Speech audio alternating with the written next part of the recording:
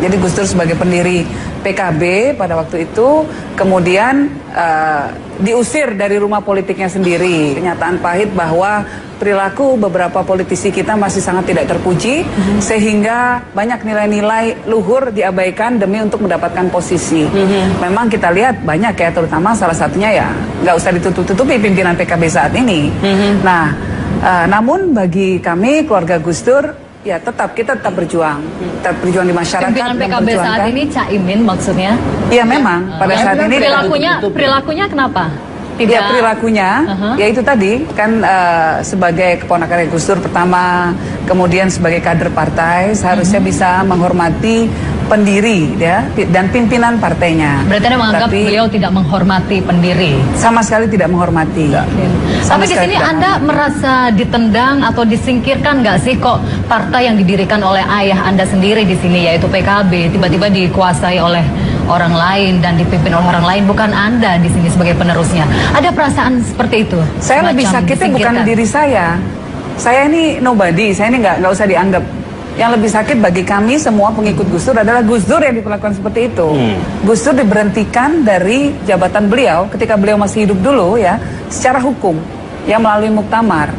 Nah, kemudian kita menuntut bahwa ini nggak sah ini nggak sah dan harus dikembalikan lagi, dicabut melalui muktamar, melalui perangkat hukum juga, nggak cuma bilang iya deh kita pasang gambar Gus Dur persoalan selesai, bukan itu malah justru adalah sebuah hal yang sangat munafik. Pada saat kampanye banyak fotonya Gus Dur Jawa Timur. Nah justru itu, jadi Gus Durnya dicampakkan, gambarnya masih dipakai karena untuk memanipulasi masyarakat.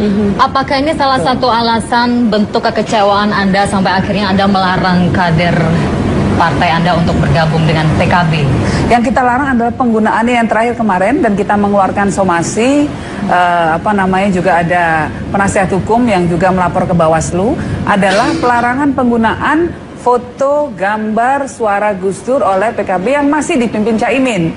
Karena ada surat dari Gus Dur yang memerintahkan Caimin untuk tidak boleh menggunakan itu. Jadi ini wasiat dari Gus Dur sendiri. Nah,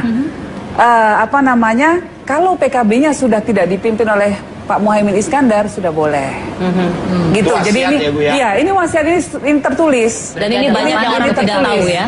Ini banyak orang yang nggak tahu. Dipikir kita cuma sekedar melarang-melarang, tidak. Kita nggak melarang-melarang. Kita tahu bahwa Gus Dur itu aset bangsa.